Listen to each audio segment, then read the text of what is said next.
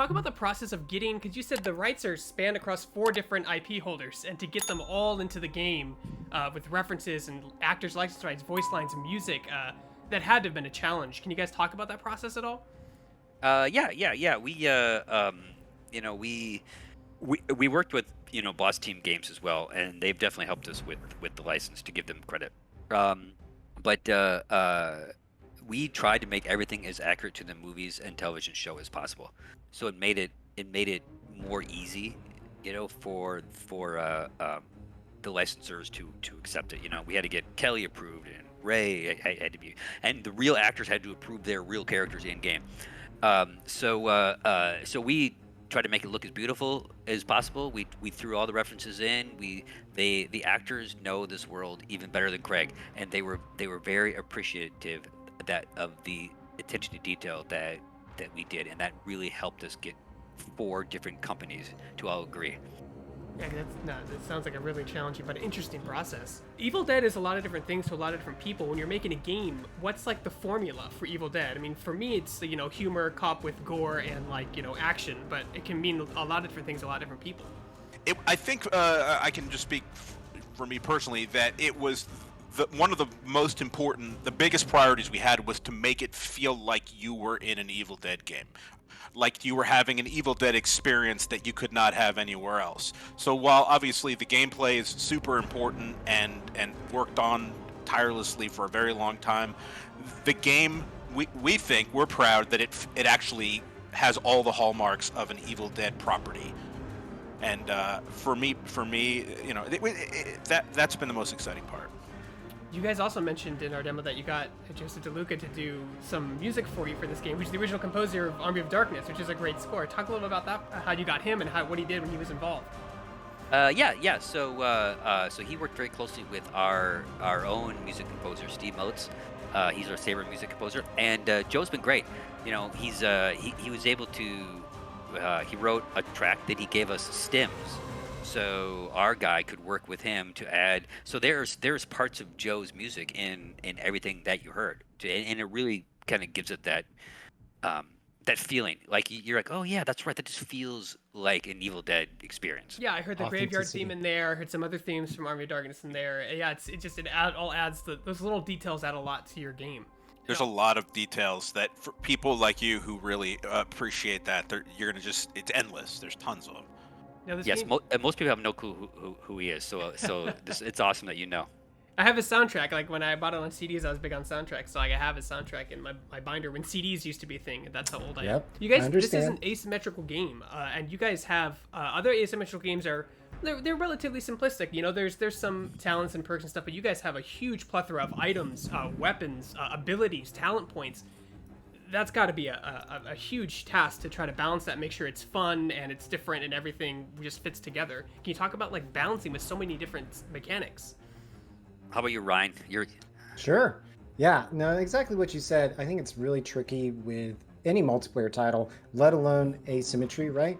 And the nice thing about this game is that we do have control on the back end to basically tweak certain values like damage and health and things like that. So we're prepared once the game ships to obviously react to player feedback.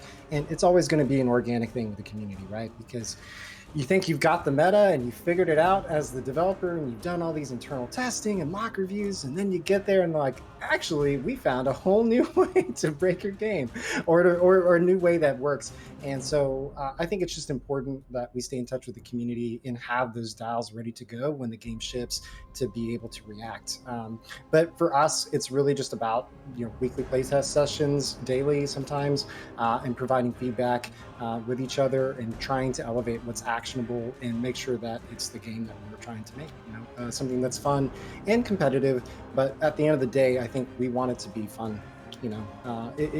Evil Dead. When I think Evil Dead, I think fun, horror, and goofy. And I think that's all present here. Yes, you're not hiding in the shadows waiting to die. Yeah.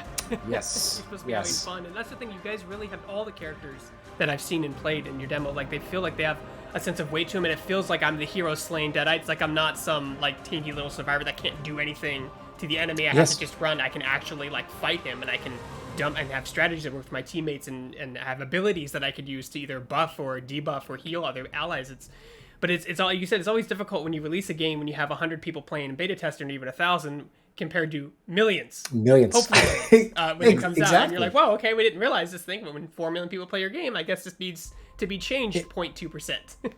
I have never seen a game where they just 100% get it. You can't. There's too many facets, too many variables to take into consideration.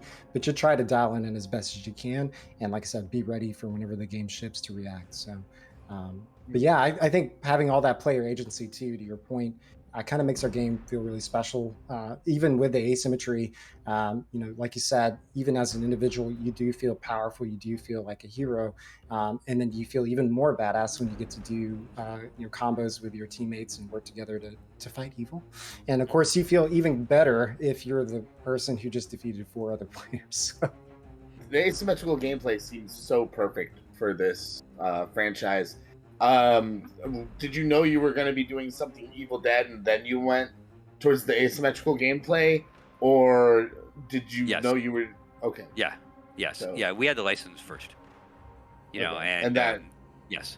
So and frankly, what the success of World War Z helped kind of push us into that co-op kind of action, and then there were so many tools in our toolbox that it was fun to create the demon player, but as you saw, most times you're fighting the AI, so it's a lot of lessons learned from World War Z. Well, you're giving people stuff to do. Like, it's not just like you're just waiting for something to cool down. Like, you have to travel and look for things as the demon to get your resources to fuel. You can set traps, you can summon stuff, you can do lots of different things. So you're not just standing there doing nothing, waiting for the next event to happen, which is a smart design choice. So it's really... Yeah. So I guess my final question is, you guys have there's so much lore and media to Army of Darkness. There were comics, there were video games on like the Xbox and PlayStation 2, there were the TV show, of course there's the feature films that everyone knows. You guys seem to have taken all that and put it into a blender and like poured it all over the game. Can you talk about this process of taking so much transmedia from all over the place and putting it into your game so everyone, like a love letter to everyone who loved anything Evil Dead? Right.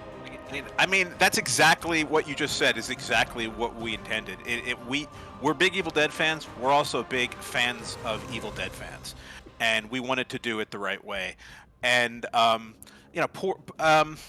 we had a lot of resources. We had 4 different licensors, but that also worked in our favor because we were able to do a lot with those things, and we became obviously very familiar with all the properties and we knew that fans would appreciate if we jammed as much of that in there as possible, just for fun. Yes. You found it, yeah. But we also believe that if you are not an Evil Dead fan, that you can still enjoy this game because it's so different than any other asymmetrical horror game. It really is. So we are hoping that, because if you're 30 and under, you may not be like us. But we do believe that we can pull people in who want a fun action, strategy, asymmetrical horror game. And then when does the game come out? What platforms will you be at launch? May 13th on all of them, and all crossplay too. So PlayStation, 4 and 5, Xbox, all the different letters after that. And then on EGS. And then your most important thing that you probably should play is that your game is not $60. It's actually $40, which is really reasonable. Like, that's a huge, people are releasing games at $60. That's a huge discount, really, already at launch for a brand new game. Exactly. Same. We had 15 million people that have played World War Z, and World War Z came out at $39.99. And if you put together a really fun game that is scoped well, and you don't overcharge people, we really believe that players will appreciate it.